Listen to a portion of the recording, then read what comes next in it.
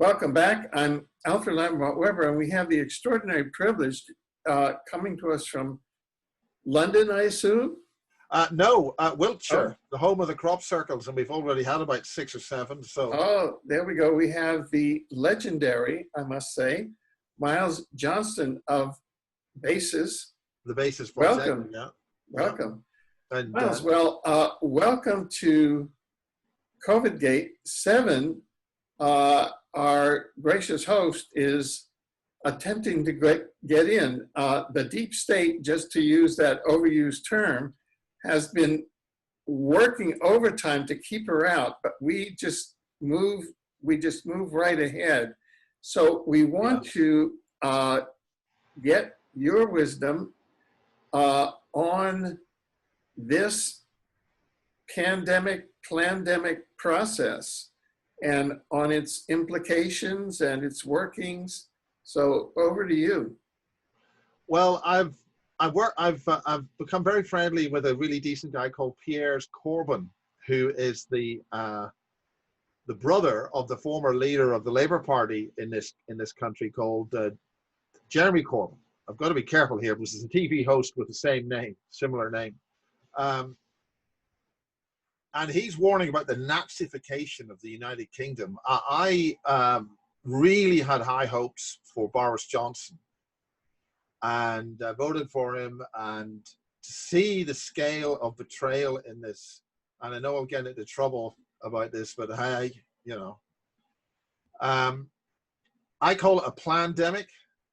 I see that the World Health Organization, which, see, cutting to the chase, I did a lot of work. I did some work with Michael Shrimpton, and Michael Shrimpton published an extremely important book on the German Defense Intelligence Agency called the DVD. Now, the DVD starts with Deutsche, and then the word in between is an unpronounceably long German word. But this is a very old intelligence agency, which, if you read the level and scale of infiltration into governments across the world, it would make my hair grow. So in that context, we're looking at the present situation as basically the Fifth Reich. The Third Reich was World War II. During World War II, they established the Plan for Europe, which became the EU. British prime ministers at the time, during all that era, General de Gaulle, were all DVD assets, and they essentially brought in the Fourth Reich, which was a lot of people will have heard of Project Paperclip. Well, Project Paperclip was a much deeper and larger infiltration into governments in the United States, in the UK, and Russia. The difference is with the Russians, they didn't quite assimilate their Nazi scientists. They sort of kept them slightly at bay. It wasn't all about Werner von Braun and a space rocket. It was the creation of fundamental institutions. In the UK, it was the establishment of key ministries which were to perform key functions, and they're doing those key functions now. And that is essentially the full-scale New World Order Nazification of all society. So from that point of view, we are in serious trouble. Now, this involves the secret space program, or the SSP, and there are all sorts of subtle and very important things going on in different levels with very good people. And I think from our point of view, who I would say we could best describe ourselves in Civvy Street, it's up to us to alert as many people as possible as to what's going on.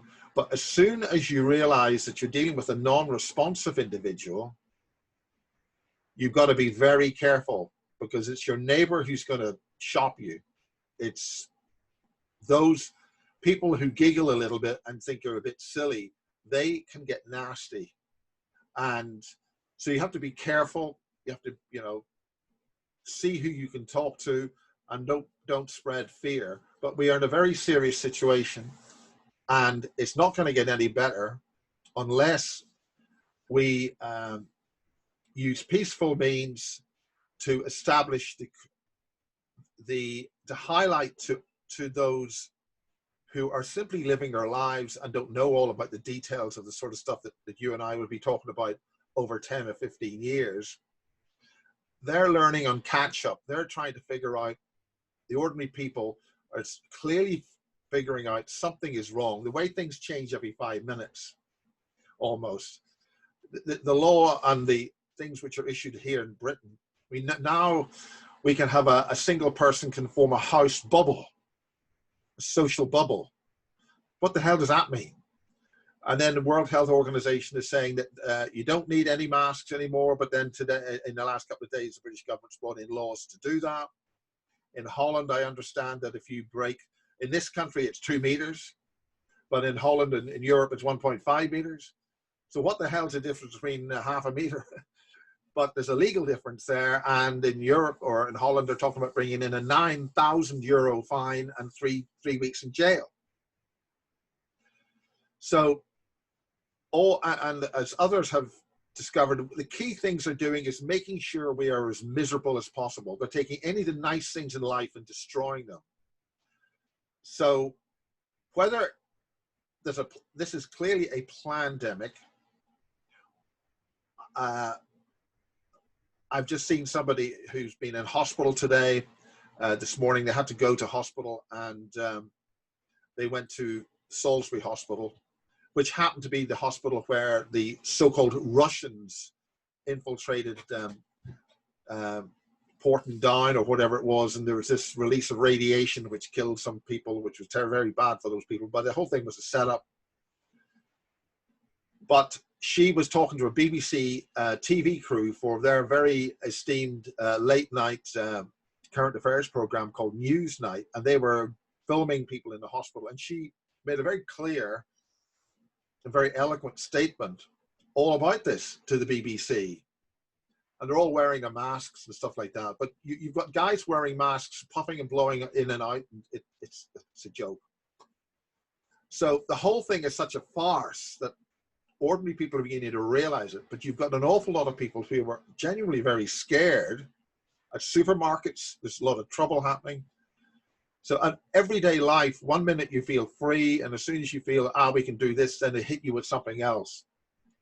So even with some of the ordinary people, they can see there is some kind of process happening. The British may be programmed 100% by the BBC, but they're not as dumb as these government organizations would like them to be viewed, which happened in the last couple of elections. The media channels here absolutely slammed UKIP, absolutely slammed Michael Farage on every single opportunity. They were hammering, making him look foolish, making him look the big bad wolf. Yet there was a massive vote for him, and obviously this massive vote for Brexit.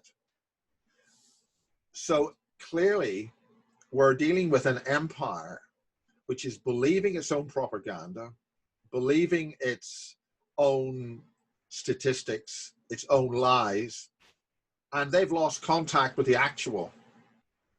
So that means that ordinary people need to start communicating in ordinary, simple ways, which is not on social media. I'm telling people to start using VHS tapes. This is a thing called a cassette tape. And it's actually something, Stuart Sverdlow, of all happy, nice people, is on this tape. It's 30 years old. I can stick it in a machine and play it. I don't even know if you could do that with any kind of social media or any kind of digital media. I think I've just had to replace a hard drive today, 5 years old, and it fails. So I'm suggesting that people start communicating with the old forms of communication. That's to say CB radio. Now in the British Isles, that was basically started and stopped. But established older ways of maintaining communication, wired telephones. The hardwired telephones can be interfered with and they can cut the line. But I've just been speaking to somebody whose iPhone suddenly went blank. It's taken her 6 to 7 hours to try and get the iPhone to work so she can use it as a virtual network to get her Mac to work before she can go online to pay somebody on a bike. So and as we don't have our host here, Seven, for similar sorts of reasons. But one of the things which we found out was the machines have got an intelligence in them. And I know you've done a lot of work on the AI, but for those who don't know, something which I discovered way back in the 1989, when in our off days in broadcasting, I was working at Sky Television. We got 12-hour days. Sometimes we would have a little bit of downtime and play a video game on the computer. And these were 286 computers. And this is the days of a floppy disk. This is before most of the audience was born. And I was discovering that the video game would have a different performance depending on your concentration mentally with the computer.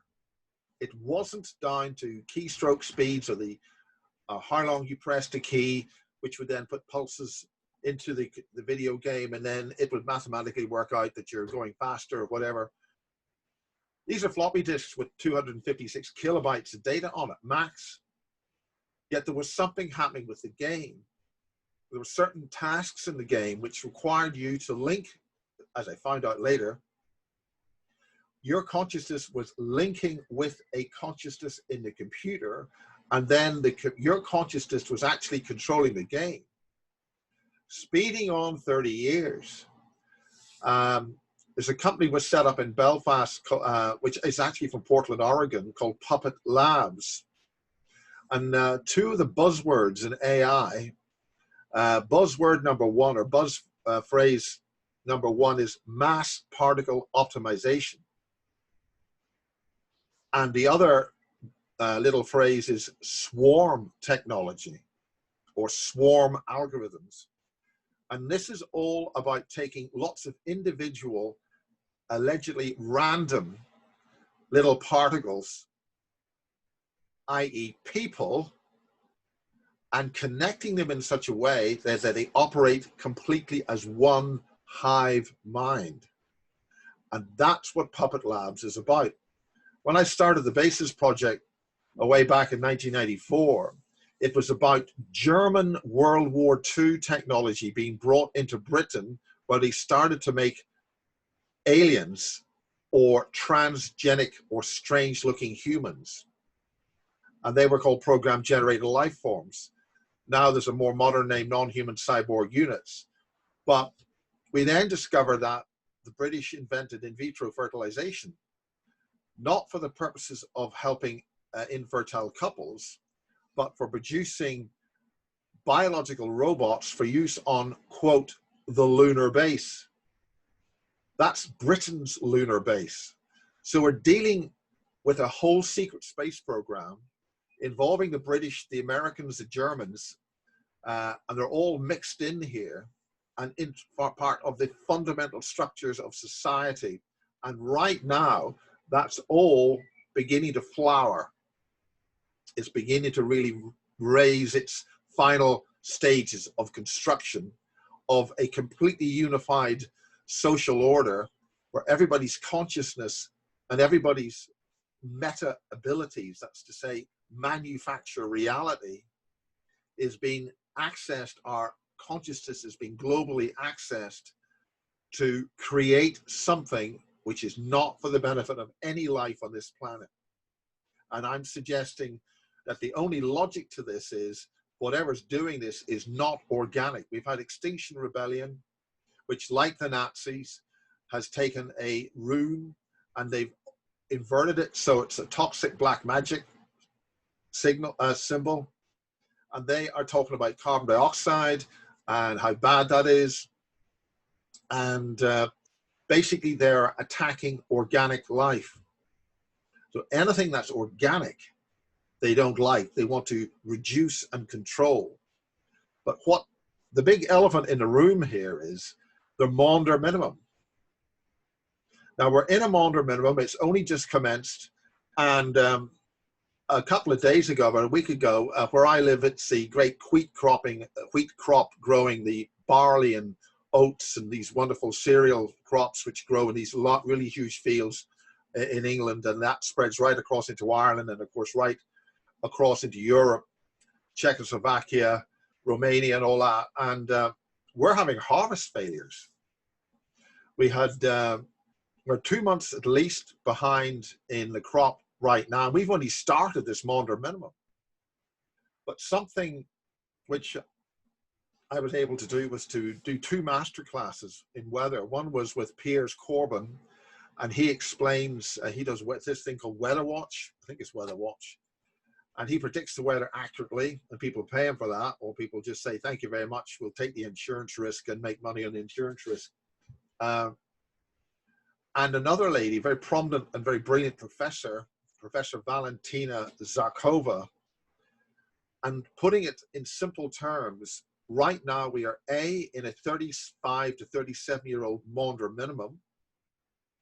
B, the magnetic field effects of the electric universe are practically unknown in astronomy and physics. They don't pay any real attention to these magnetic effects.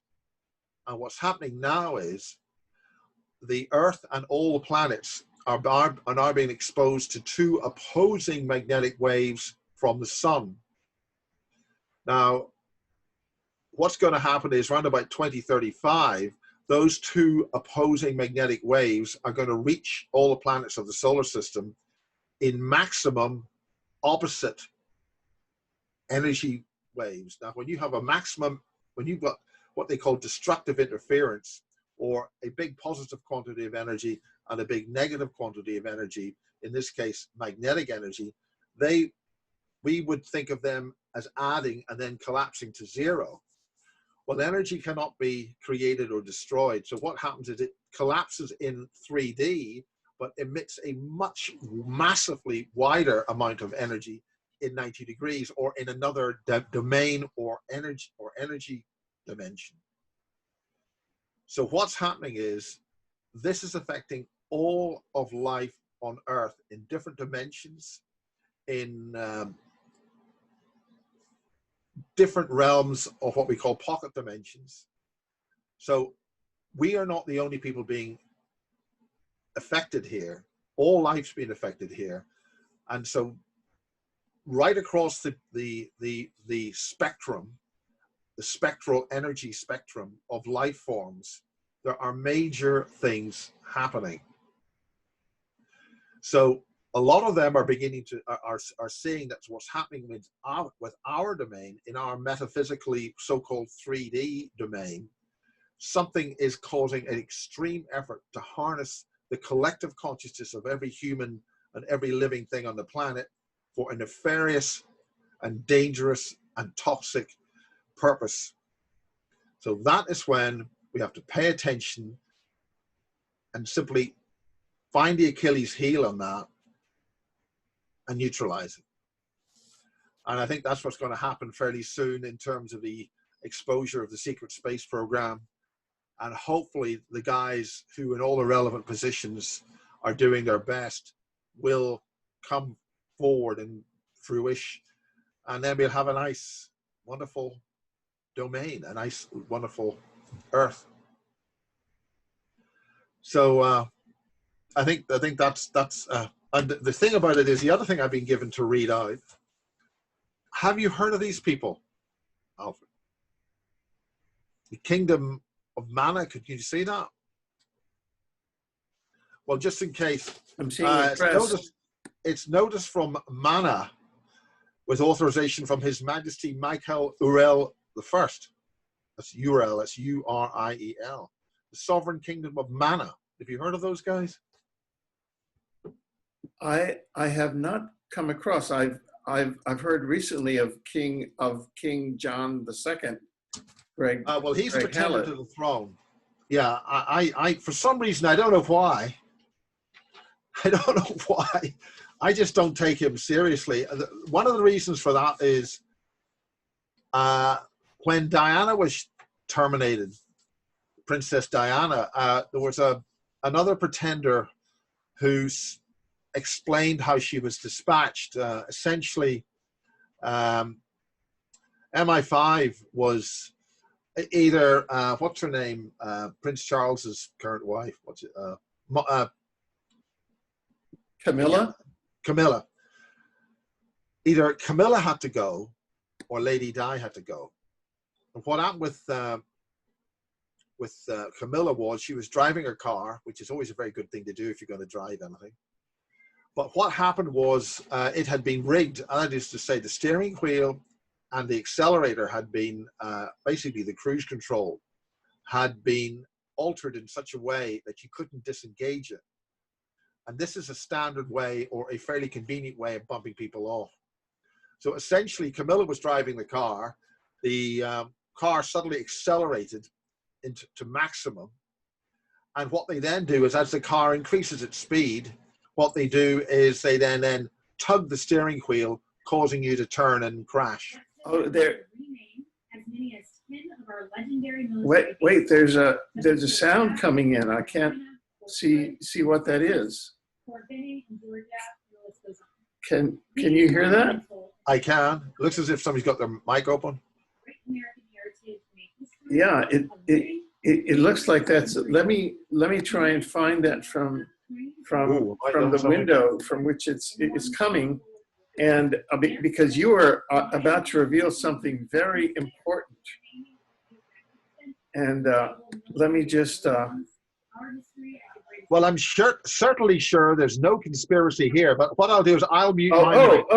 And that is all of a sudden Kay McEnany, who is the White House press secretary, started talking, and so I apologize for that. But oh God! Whatever. So Alfred, I mean, what you're saying is synchronicity. That synchronicity. Yeah, that's right. You know, I mean, some people could take this personally, you know, Alfred. That's pretty heavy duty. I mean, I can have a hissy fit and say, I just run around in circles, counterclockwise, of course. So anyway. Yeah, sure. What basically happened, and this was being told to us by a pretender to the throne, or somebody who basically claimed to have a right to be the king. And essentially, Camilla's car was at the point, she was at the point of being assassinated, where the car was speeding up without her control. And then all they needed to do was click that second micro switch, and that would turn the steering wheel full lock one way or the other. And of course, that would get the car to spin, and she'd die a horrible, miserable death.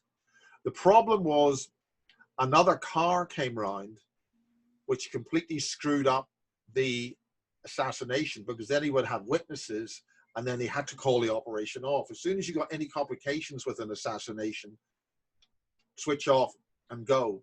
So what happened is Camilla was then able to get control of her car, stop the car, and she got out and ran like hell, because she knew that her car had been taken over, and that was it. So then they had the task of, MI5 had the task of having to bump off Diana, and MI5's a domestic, the domestic organization in the UK. So that meant it had to fall over to MI6.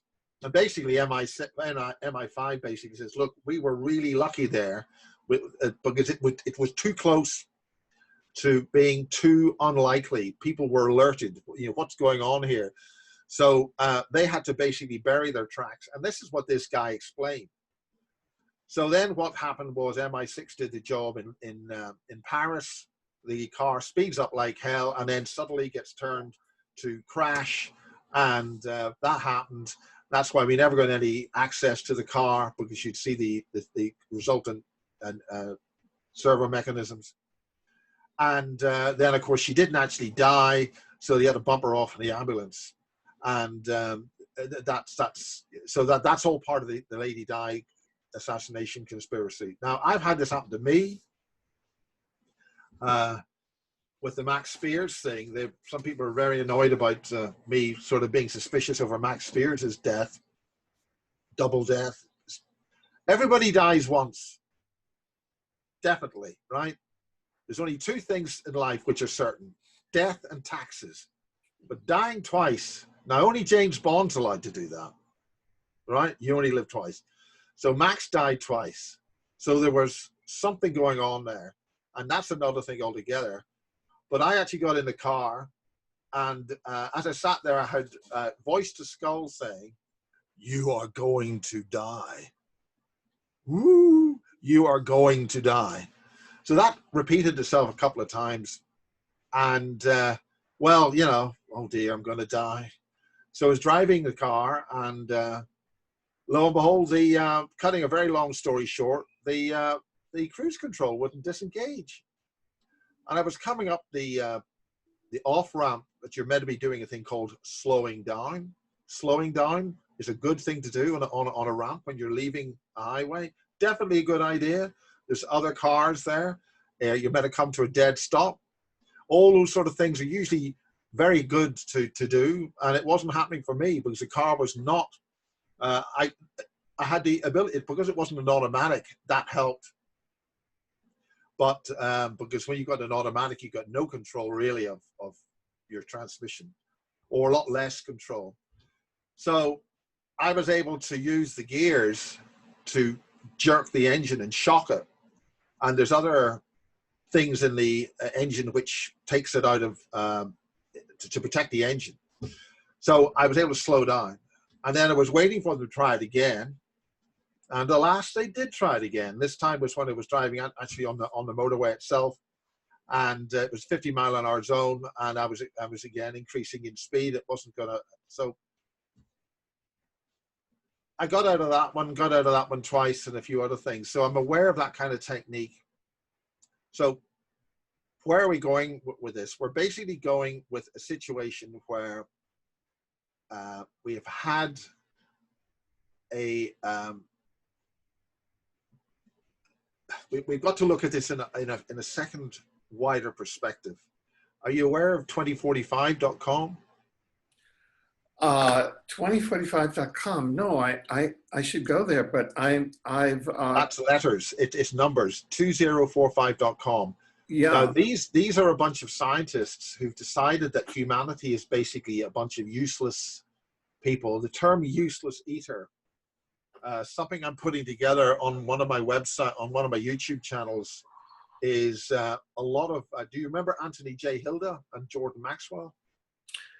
Yes, and just to jump in here, very, very, very briefly, a colleague of mine who was in Project Pegasus as a childhood participant in DARPA CIA time travel, Andrew D. Bashago, said that he routinely jumped between 1971 and a DARPA forward time base in 2045. And his job was to retrieve time scrolls from the future, that is, messages from the future in 2045, yeah, bring them back to 1971, and they were instructions from 2045 how to get successfully to 2045.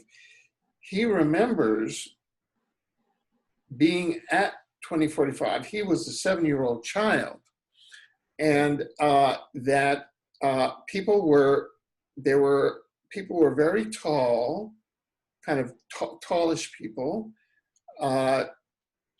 There was teleportation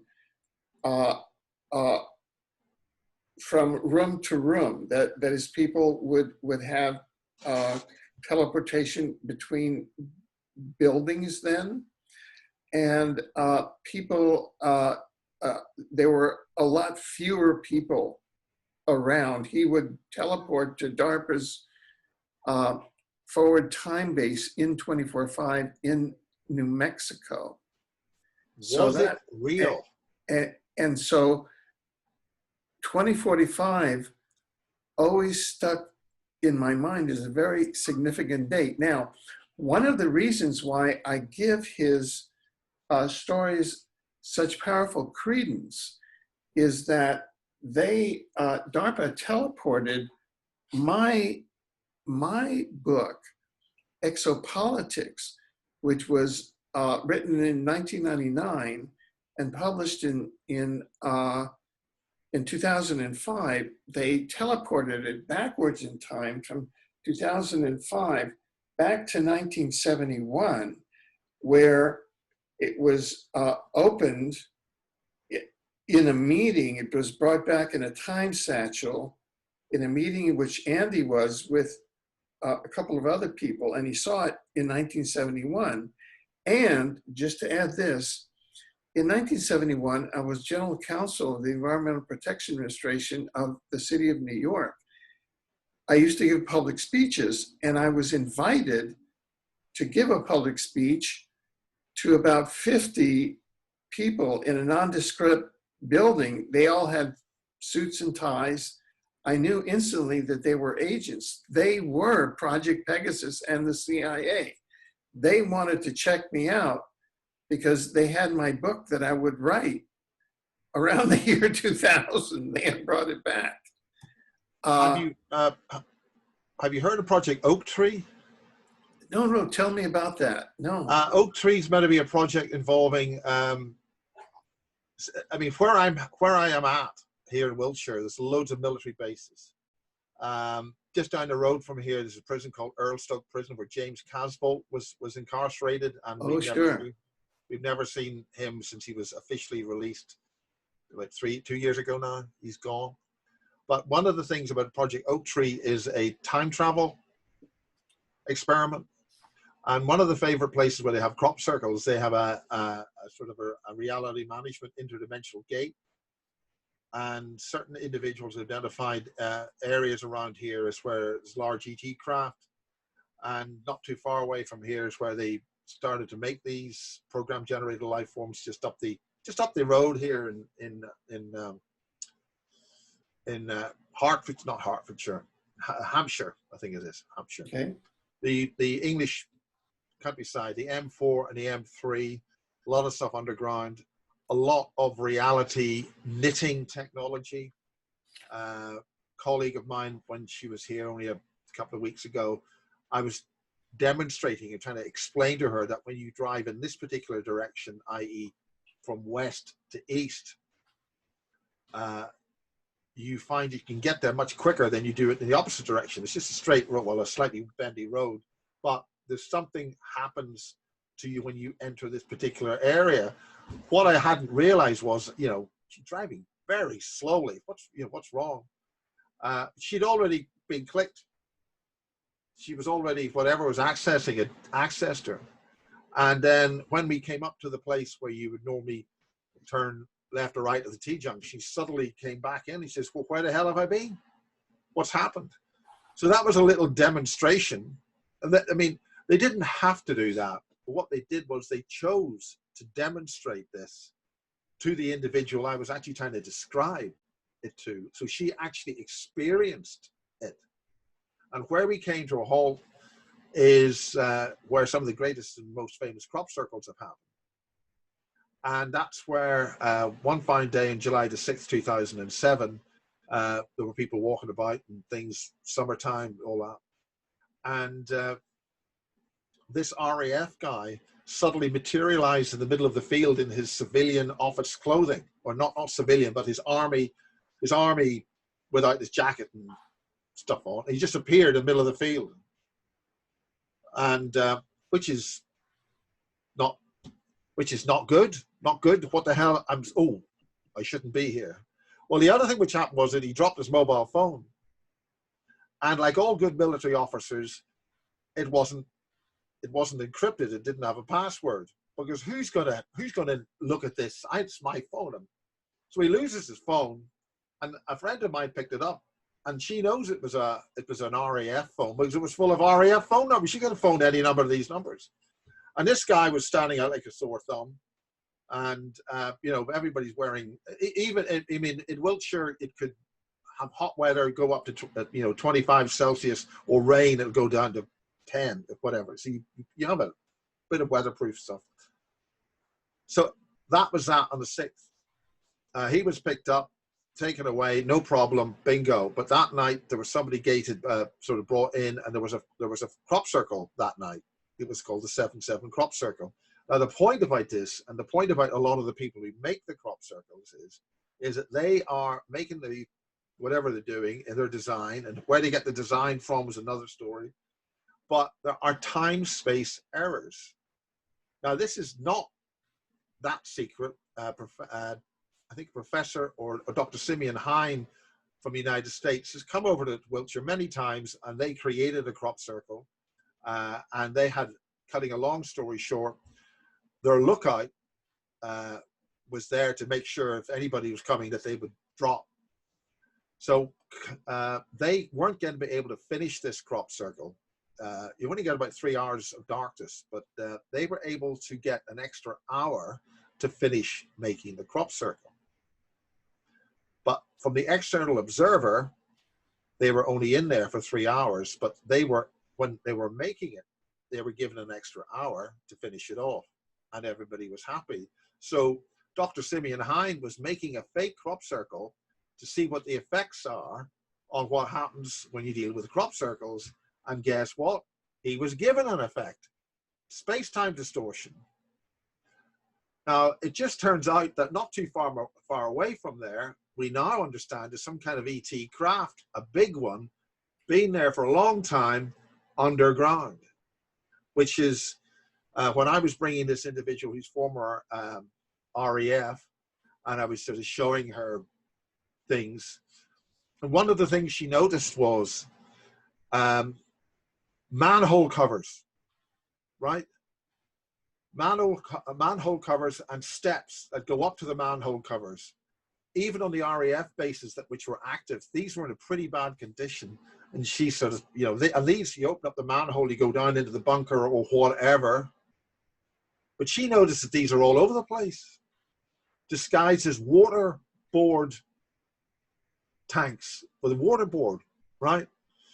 And she says, now these waterboard tanks for the use of the water supply just happen to be the identical NATO spec referenced performance, you know, manhole cover with authorized NATO spec railings for the purpose of, you know, 13-digit code and all that. And she could spot all this. And she says, they're all in immaculate condition.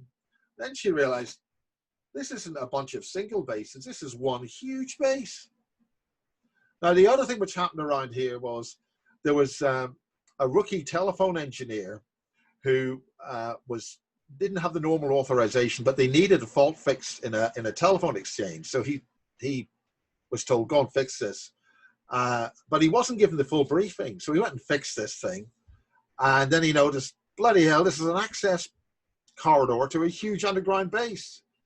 Because in the event of thermonuclear or whatever, there's a whole city here. Well, an English city, probably something quite small, and we even know where the access point is. So in the event of a crisis and a lot of trouble, you go underground, you've got all the facilities, and you need telephone lines to communicate. This guy fixed it. He was instantly fired, never works again, wasn't his fault. But we know this because he talked. So this fits with lots of other little bits of information about the whole area. So what's the big deal? Okay, the Brits have got an underground city in the event of a nuclear war, blah, blah, blah, very boring, no really big deal. But when you've got crop circles with rather a high level of interest from scientists, and again, just like the RAF guy who was sitting at his desk and probably walked through the wrong force field and ends up standing in the field. Again, they told me there's 2 helicopters which wander around here, and they got yellow tops to them, and they got numbers on them. So when I was shooting an edit with another guy called the Grid Keeper, that's Duncan Davis, and I shot this edit. I was sitting here doing the edit, and I just needed, he mentioned Cher Hill or Cheryl, where there's a white horse, which is very nice. The tourists go there and see these white horses in the chalk. This is chalk. If you dig down only about 6 inches, you've got chalk, or maybe 9 inches. And they're very nice. So I say to myself, well, I'll go and get some video. I'll just use this to illustrate this bit I've reached on the edit, and it'd be nice to get some pictures of it. So I go out there with a camera, drive up, boom, boom, boom. And as I'm driving towards this white horse, there's another car driving towards me. So I turn in where you park, and these other guys, I just got my tripod out. I'm about to take some video. And these ministry types get out. And again, they're telling me, these guys are screaming at us to give us this information. So again, another RAF type in his office garb gets out of the car, and short regulation haircut and everything else, and the typical English scientist boffin, you know, with these coats on with the leather on leather elbow things. And they get out and say, he's even brought a bloody tripod with him. So they gave me the idea to go there. They left their office, I left me, and we both met together.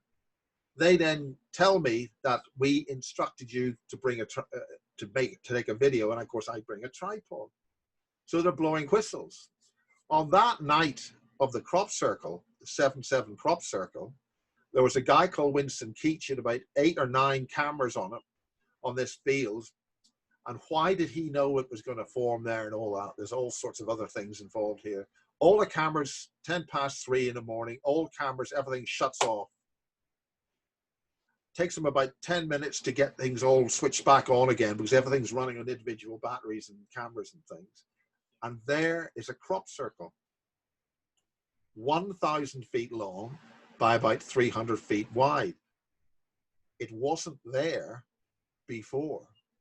But what happened was there was a discharge of energy because space-time, reality, had changed. They changed it. And when they brought the two realities together, there's a flash of energy, an impulse of energy, switched off all his cameras. The guy that was there ran down the hill, and the crop circle is frozen. So there is an energy difference there. And like, if you don't quite bring the energies back, the realities back in sync quite perfectly, there'll be a mismatch either with heat or with cold energy going one way or the other. So they were demonstrating that they have control of space-time. Time-space, I think some people like to prefer to call it that way. And when people went in there with their Geiger counters, they were going off like blazes, Apache helicopters flying at 0 feet to check things and take readings. And they do train there, and the Apache helicopters do like to have a look at the crop circles. But this is all too significant.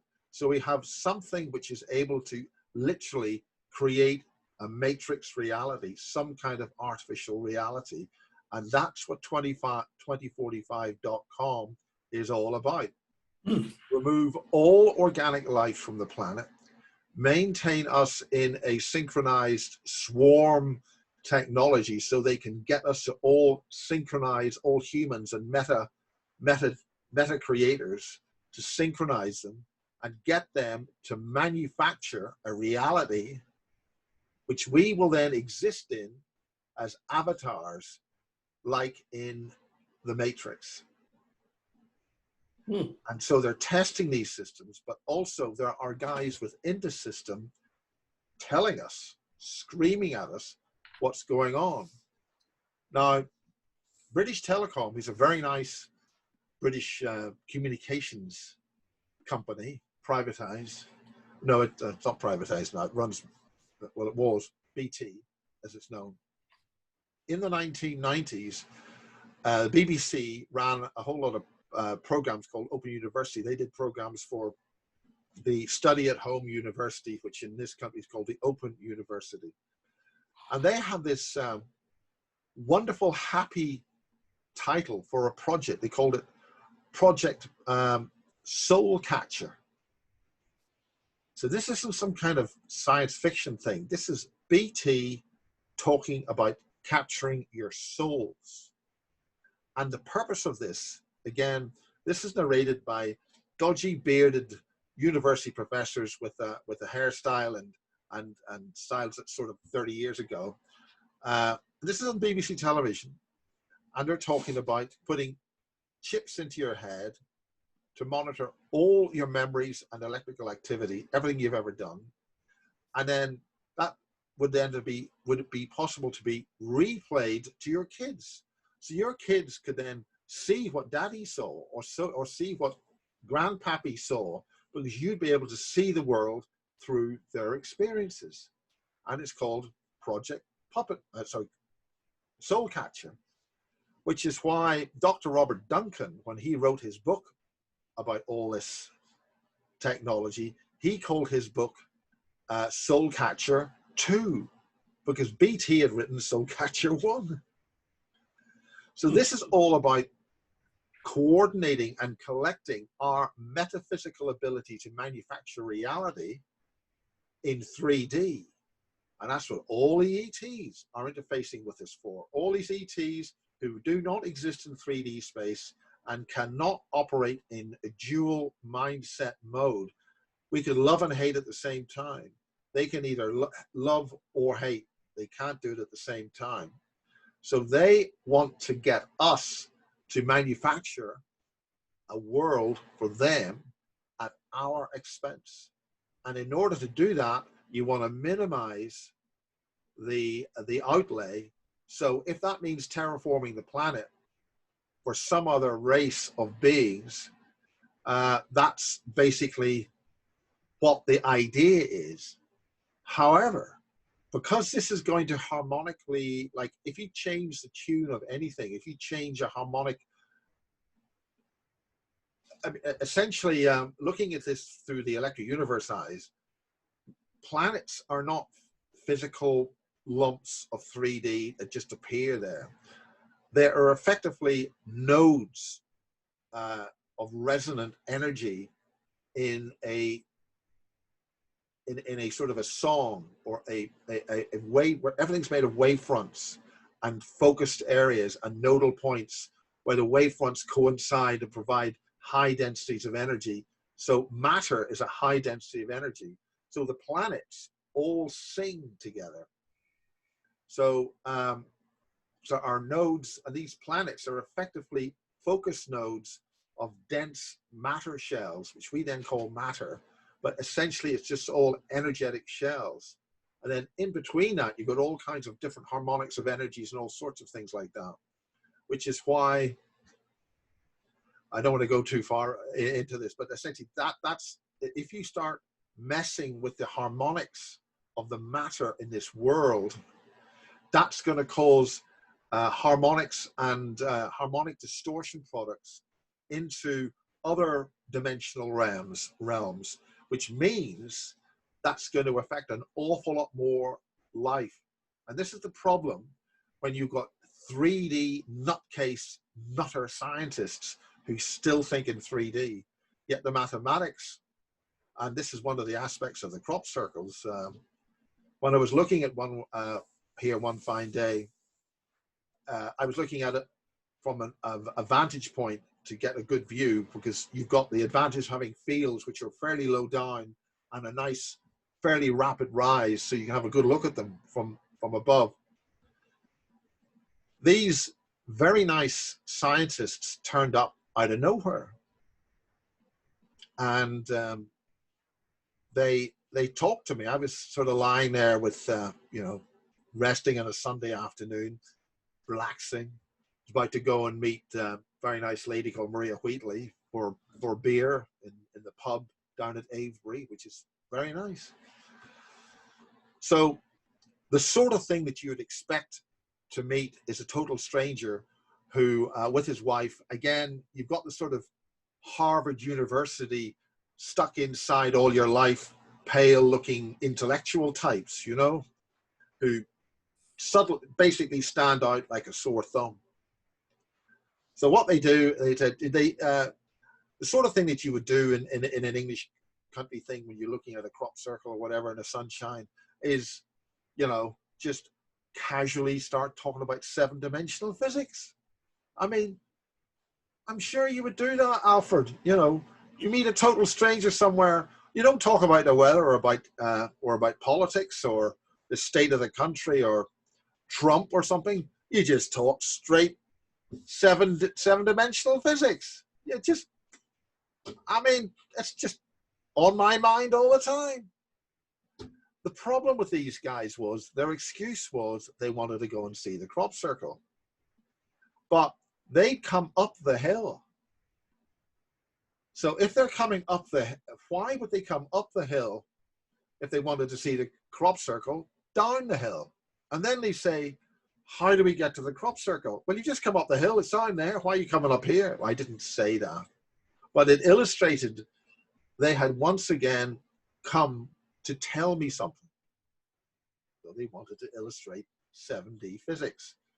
And there had been some talk about 5D and 7D physics, so that it explains how an alien on a galaxy far, far away, and maybe in a different universe, can suddenly walk into your bedroom wardrobe and abduct you.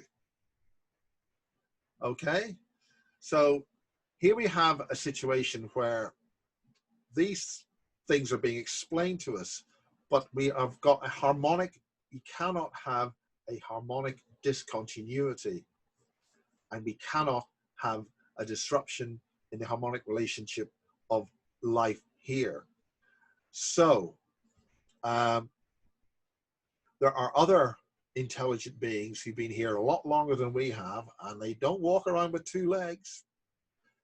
They assisted or claim to have made the original energetic pathways of communication through universes, which is what the standing stones all around here explain. There's some elderly scientists who talk here. It's called Research into Lost Knowledge, called RILCO.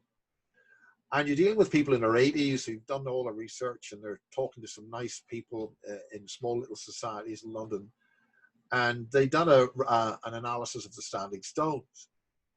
And the standing stones, and remember, a lot of the standing stones have been covered with towns and other structures in the modern era. So if I was to ask you, where's the highest number of standing stones in the world, Alfred? Where would you think that might be? Well, they tend to follow ley lines, correct? Ley lines is sort of a secondary thing. Oh. But where would you expect to find the highest number of standing stones in the world? Well, certainly where you're located has a Wrong. Reputation.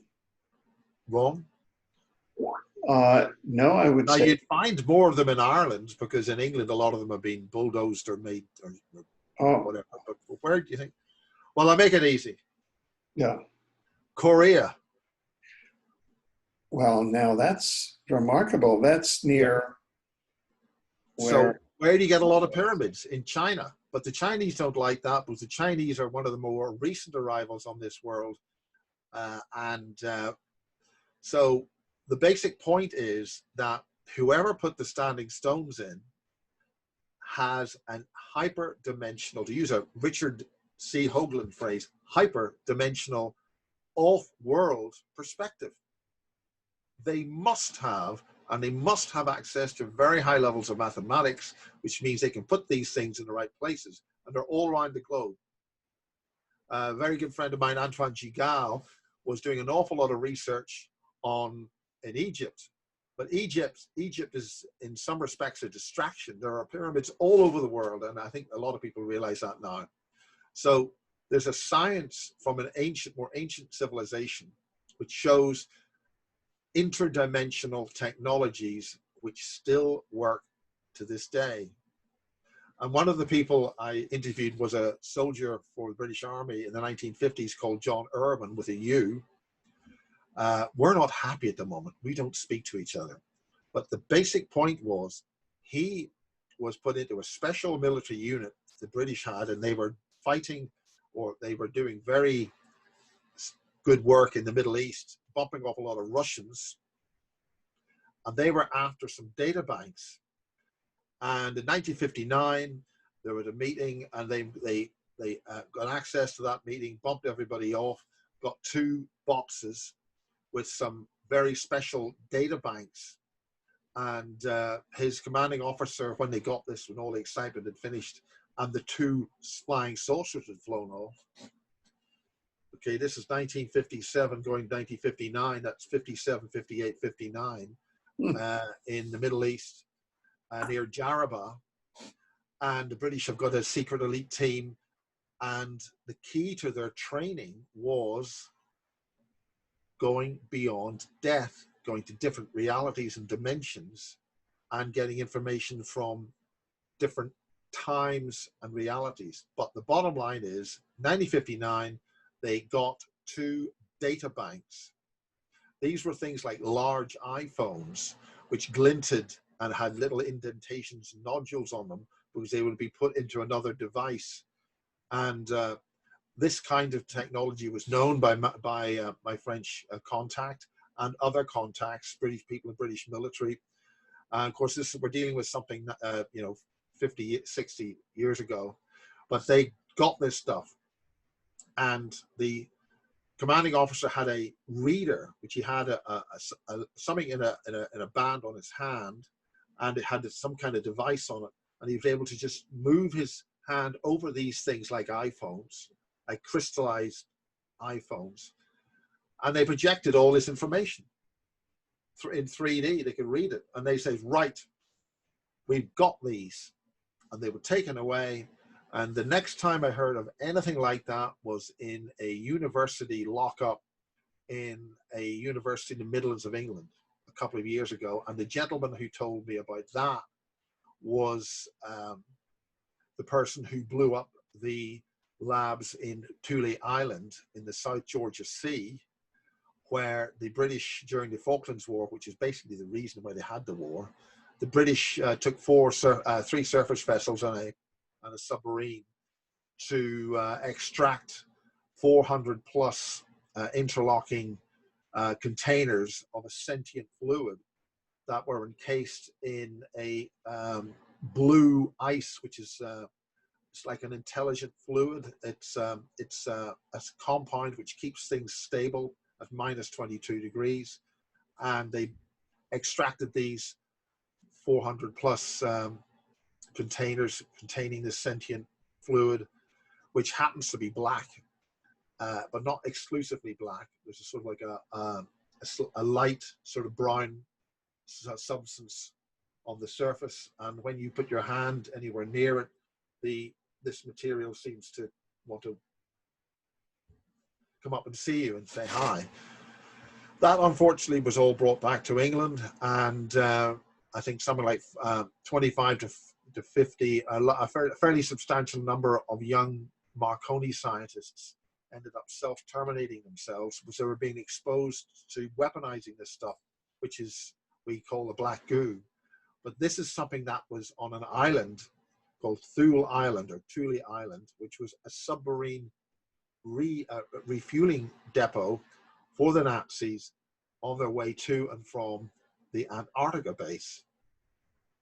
So this is when the British also involved Project Oak Tree, which is time travel during the Falklands War, which is the real, as I say, the real reasons behind that. So this is all being explained with a brilliant researcher called David Griffith and Alec Newell. But the guy who was actually there, and he was part of the British Marines, the Royal Marines, the Special Boat Service, Special Air Service, submarine, 2 destroyers, 2 Navy ships, and a cargo ship. The cargo ship took the stuff back to Britain. The base was subsequently completely destroyed.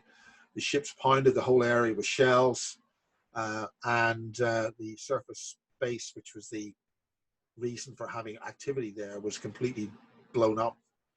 And the guy who did the blowing up, told me about his part in it, standing here just not too far away from here in the house here 2 or 3 years ago. Now he, like a lot of people get involved with this sort of stuff, suffering some kind of strange illness. And that was what the British intelligence found in World War II, the close of the war, when they were looking for the labs that the Germans were working at with these strange looking humans. So these strange looking humans, these whatever they were, and this strange aircraft that the British discovered, the particular British agent who discovered this started to get ill. So the Americans took the material, and that's where things came to the UK, and they've been making these transgenic beings in the labs underground with the Greys and the reptilians. And so when the British say UFOs, no defense significance, it's because they're involved with the whole thing. It's no defense significance. Again, they're telling you something. People say, oh, you know, and if the if the Ministry of Defense doesn't have a clue what's going on, you want to look at the Department of Trade, because this involves lots of contracts and deals and lots of whatevers. So all of these signs are there if you look at them, and that's what's been going on. Right now, we're in a lot of trouble. The Fifth Reich is doing its moves. They established Project Paperclip. That finished. Trump has been kicking a lot of this sort of stuff out. The Russians have kicked their lot out. The Russians were clever enough not to assimilate too many of the Germans during Project Paperclip. They sort of kept them a bit guarded, although Stalin himself was a German agent, as Eisenhower was, as Lloyd George was, as Edward Heath was, as so forth, and it goes on. So you've had this interface with a fifth column, as they called them in England. The fifth columnists were German agents deposited here before the war, so they could establish a whole lot of things, do a lot of sabotage, like blow the HMS Hood up with a built-in explosive device. It wasn't a lucky shell from the Bismarck that took out the Hood. The Hood was blown up because it had been built with explosives in it to blow it up. Anyway, that gets a bit too detailed, but we're in a very difficult situation. We are at war right now for our survival. There are good people working in relevant positions. People on our side, on the outside, have to make that work for them, and using our collective judgment and wisdom and the legal aspects of what you would do. I know Piers Corbyn is doing work on the legal side of challenging these reckless laws which are being thrown out by our treacherous governments, which I can't say much, I can't say anything good about them. Something is making all these governments jump synchronously, behave as one. So I'm suggesting that if you have got companies in the United States who come the whole way to Ireland to hire staff like Puppet Labs, to hire, I don't like calling the term Irish because the term Ireland is too recent a term. This is going back to the survivors from the crisis which happened a long time ago. There's something important about these islands off the coast of Europe as to why things are happening and what's going on in terms of whatever is happening.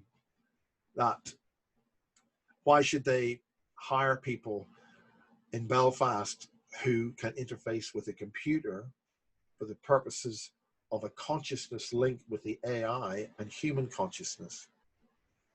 Now, the only other person who sort of come up with the same conclusions was Peter Paget, who I'm sure you might be aware of. He was science, the 1950s, he discovered the Welsh Triangle. The Welsh Triangle was part of the secret space program. There's a number of bases in Cornwall, Wales, and Scotland who have intricate links with the secret space program, including that's Machrihanish bases in Wales, and I think the St. George base, I think, North Cornwall. They're all linked, going around Ireland and things in terms of access to secret space program. And again, that was demonstrated to myself when I was running a pirate station in Monaghan. Again, I shouldn't have been able to run a pirate station because the legislation was there to raid us and take our toys away, which they eventually did after 9 years. But when we were looking up at our tower, we was doing tower maintenance late April, twin-tailed shuttle flies past by 8 o'clock in the evening. So it was just at that crucial time when the sun was just about to go below the horizon and was able to illuminate this craft, which was, it's a twin-tailed shuttle, very fat body, and we all, well, let's put it this way, the tower riggers came from Dublin and they said, Jesus, and a lot of other words, which I can't mention in polite company. And this thing just flew over, took about 5 to 8 seconds to go from directly above to over the horizon. And this attitude, its angle of attitude, would potentially have landed at RAF Machrihanish. Now, if you were to go to RAF Machrihanish, which is in that southern bit of Scotland that sticks down like a finger into the channel from between the Atlantic becomes the Irish Sea, you'll just find nothing but a golf course. So, Alfred, if you want to go to Scotland on a sunny day, which probably is impossible, you'd be able to play golf. But if you hang around there long enough, and in the Lake District, which is a very wonderful place, you'll notice a few things going on. One of the things about the Lake District is the entire coast around the Lake District, which is the northwest of England, just before you hit Scotland, is all owned by the MOD. There's also a couple of nuclear power stations there. And it happens to look straight into Northern Ireland and also the Mourne Mountains, where Tony Dodd, the late and great Tony Dodd, a British UFO researcher, explained about, he knew about the UFO base in the Irish Sea, Carningford Lough, just between the border of Northern Ireland and the Republic of Ireland. A lot of secret space program noises there. A lot of activity going on. And I'm sure we'll be, few of these things will be advised about as time goes on. I think you need to unmute. Oh. Yeah, let me get my sound back on. Now, this is fascinating. Now, these are just terms, but how do you see the relationship between the Fifth Reich, as you call it, yeah, and the transhumanist agenda, which is a closely related term, yeah, which is that movement, perhaps led by the sentient AI that is terraforming Earth, having escaped from Marconi Labs into the weather satellites. Well, okay. And yeah, go ahead. Right. A very nice gentleman who's a Russian businessman was in Iran. And the Iranians were having a lot of trouble refining the oil because a lot of the oil would be unrefinable. So they dumped this stuff in the desert, which you can't very well pump it back in. So cutting a long story short, observers found that these lakes of oil were moving around a bit. So what this Russian guy did, and the reason why the Russians are a wee bit ahead of the game on this, is because the Russians don't exhaust their oil wells. You should never exhaust any resource, forest, fish, anything. But we seem to suck it dry and throw away the key. They found that their oil wells would fill up again. And what they filled up with was oil from the other side of the world. So somehow If you know anything about oil wells, each oil well has got its own basic chemistry and type of oil. So Siberian oil is very different to oil in South America, but they find that oil, their Siberian oil wells would fill up again with South American oil from the other side of the planet.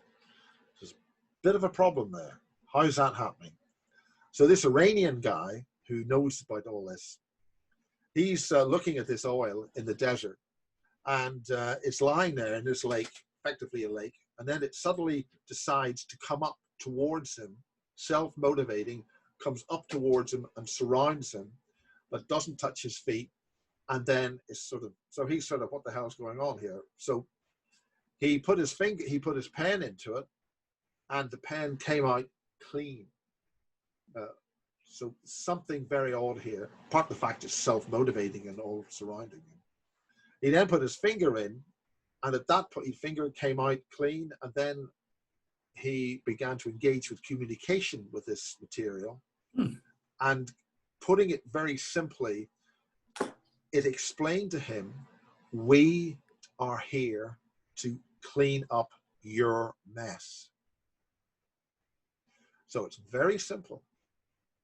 We as human beings, we who are aware that there's a really serious problem, if we show that we want to clean this mess up as well, this sentient fluid will help. Remember, the Marconi scientists committed suicide because they were tasked with weaponizing the oil, the sentient fluid. The sentient fluid is the fundamental building blocks of how the crystal material structures of the basic elements of a given planet are organized into complex molecular devices, which then become the very building blocks of organic life. This is a fundamental material created in the fundamental construct of how water, which is intelligent, and how the water molecule becomes magically together to create life and provide the assets and building blocks for life. And this is happening in the depths of the sea, where the sentient fluid billows out into salt, warm salt water with all these wonderful ingredients. And there's an article about this in Nexus magazine, where during the Gulf oil spill, there was a whole episode where the French and anybody who had a submarine was trying to get this material. This stuff creates the fundamental building blocks of life. However, if you're able to reprogram this material, it can do bad things. So we have a situation where if we explain or engage with this wonderful sentient fluid, this basic element of life producing biological material in this earth, it will help us. And the other life forms will help us. And that's happening. There are meetings and engagements with interdimensional life forms, the Fae, the Jinn, the indigenous terrestrial energy life forms. And in fact, when I ran the pirate station, my colleague, he was the DJ, he was the man who actually did the programming, he was taken for 4 days, and he met these other beings, and we had some kind of protection there. So there were other issues which happened, but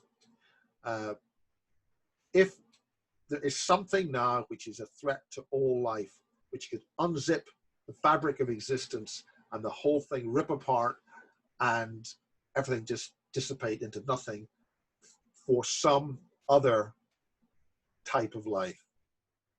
So if we all work together, and even if it's got more than 2 legs, or it's an energy being or something, let's all work together and deal with this problem. And these homicidal, psychopathic morons who are in such a state of confusion, which is a good thing, because if they're confused, they're potentially losing the mass particle optimization energy field, which is making all these global governments click their heels on time.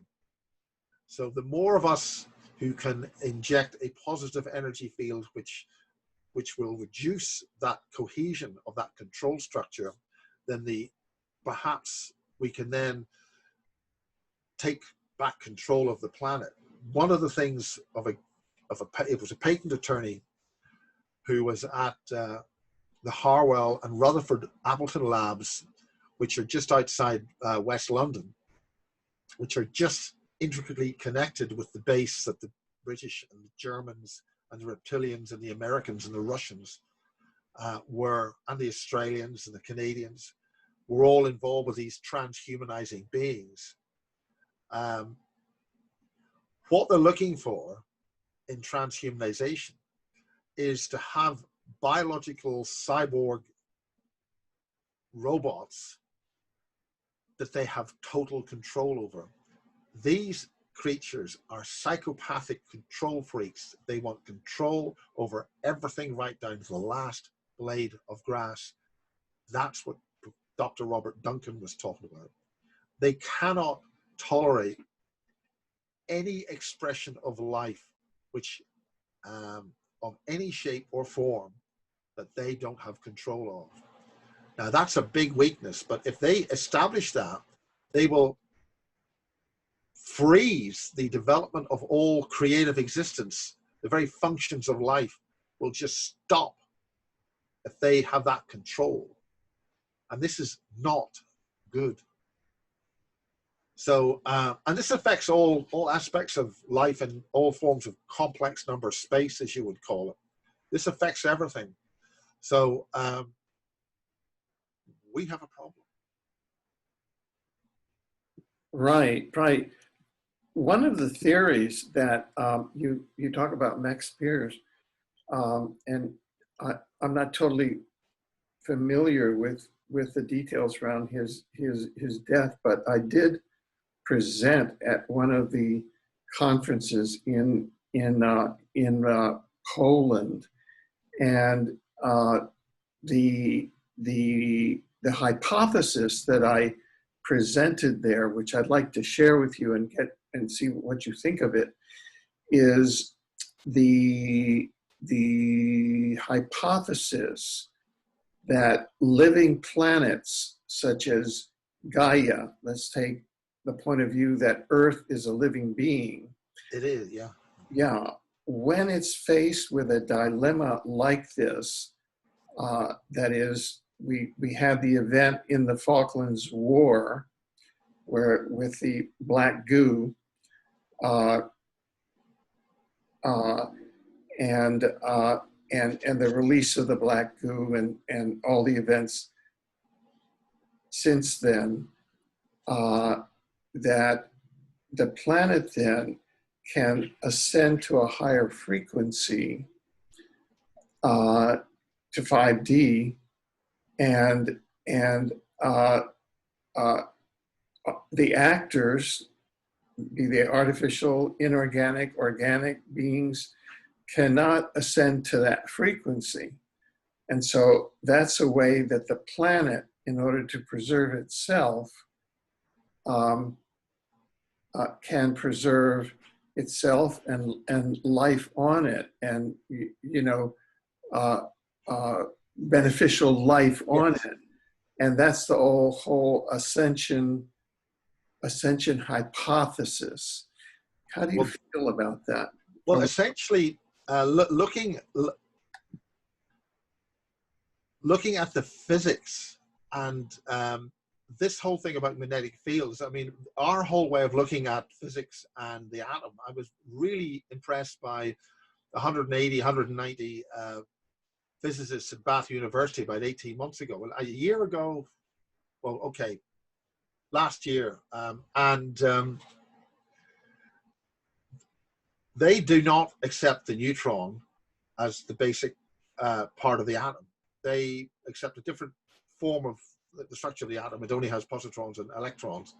But the point is, this whole harmonic relationship of wavefront coincidences forms like an orchestrated tune, like a. See, I don't want to get off point.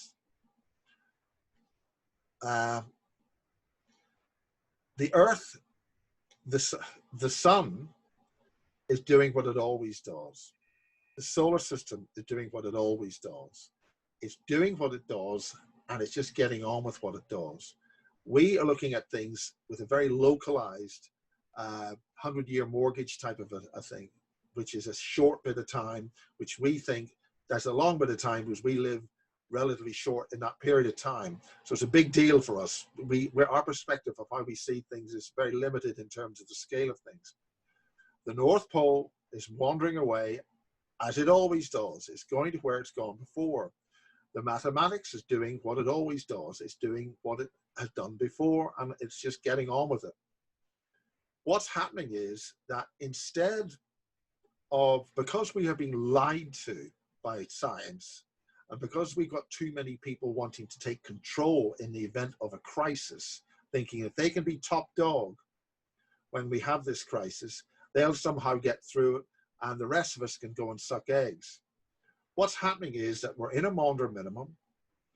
The Northern Hemisphere, and that's where basically most of us live, and it's where 90% of the food is grown, ain't going to support too much more of us. We are going to have crop failures. The temperature is going to go down by around about 1 degree. There's going to be very bad weather because the magnetic field is already collapsed by about 20%. That means that we do have a lot less protection during a Maunder minimum than we should have. And the sun's heliosphere is also collapsing. And we're in a unique period where these two magnetic waves are going to be opposite to each other. So they're going to have some kind of cancelling out effect from terms of the magnetic field. The magnetic field is something which is the only thing which protects us from all the radiation and energetic particles, which means there's going to be a situation pretty quickly where we're not going to be able to feed enough of the population. Now we can do two things. We can run around in circles and panic, or we can let a load of psychopathic control freaks who want to clamber to the top of an ever increasingly smaller castle and be in control so they can run everything and they'll be in charge. Meanwhile, we're all going to starve. So one way they can do this is to manage a controlled cull of the population by inventing a virus scare, which has failed. So a lot of people have woken up. So regardless of whether we agree or not, or can see any logic in it, they're just doing everything they possibly can to control us so they can get this injection into us, kill as many of us in a controlled fashion without too much mess, but at a profit, a very nice profit, and reduce the population. And then so they have less rioting mouths to feed.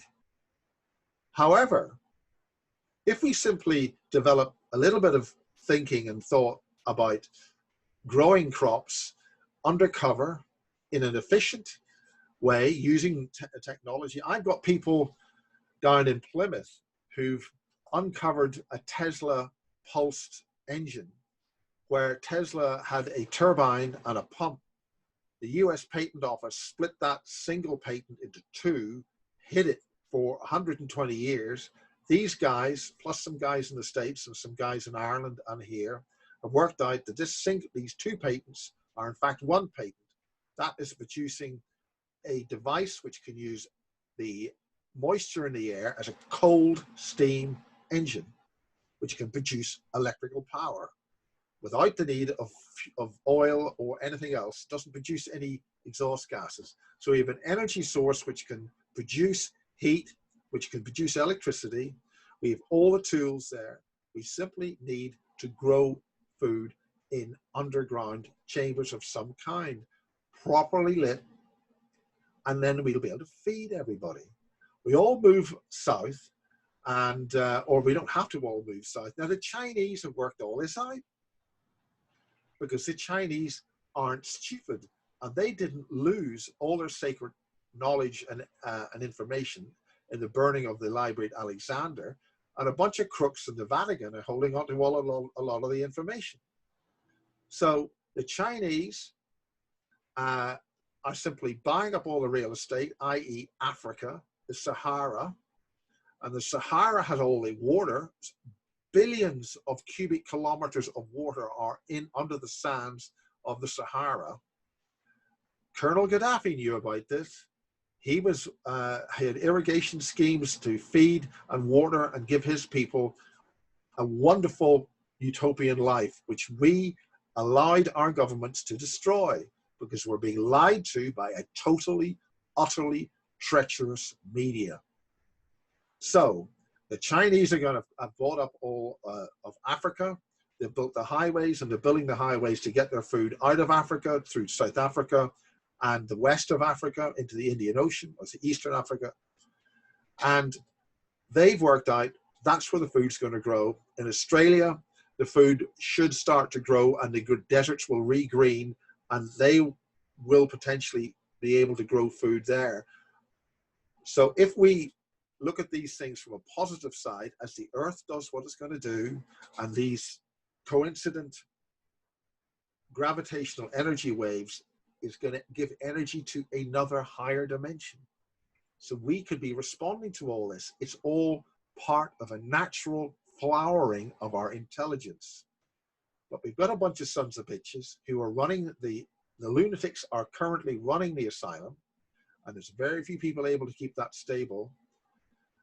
If we use our collective consciousness in the thought domain, engage with the AI, then they don't have control of things anymore.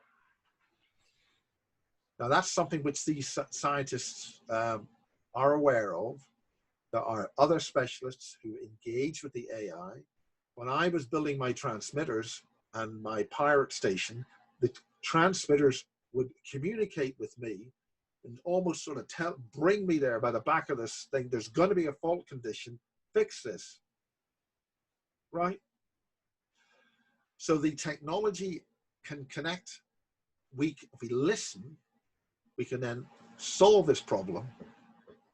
Put the nasty people in a nice, happy place. Why don't we build them a little matrix, and they can go and fight their little wars and power games in a nice little cube somewhere, stick them into a little chip somewhere, as they plan to do with us.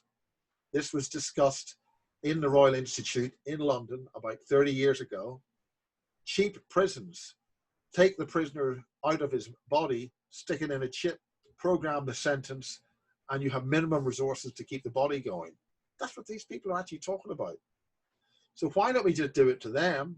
Give them a little happy war every couple of days so they can have a war in their little matrix, while the rest of us get on with building a beautiful planet, engaging in the changes which are happening, grow beautiful food, and have a very nice time.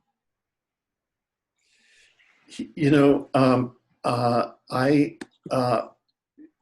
Miles, you have given the most in-depth, integrated explanation of our reality that I have witnessed to date. So I really want to thank you for that. Well, thanks. Well, actually, I'm only here because of Seven. She's better looking, for Christ's sake. That's a terrible thing to say. I know. That's a terrible thing. My best. It's shocking, it's sexist, and it's just plain wrong. But hell, I've said it anyway. Yeah, yeah. Well, look, we really want to thank you. We've gone over on our time. It's almost 90 minutes that we've kept you. You have given a genius view here, and thank you so much. Well, thank you so much, Alfred, and it's really good to see you. And I'm sorry I haven't been able to make a couple of your appointments at like 1 in the morning on a Monday or something. But no. This is you know. So we will send this out widely, and as I say, from your lips to God's ears. Yeah. Well, as we say in Ireland, there's a famous Irish comedian called Dave Allen, and he would finish his comedy shows by saying, "May your God go with you." Very good. Okay. Okay. Cheerio. Thank you very much. Sure.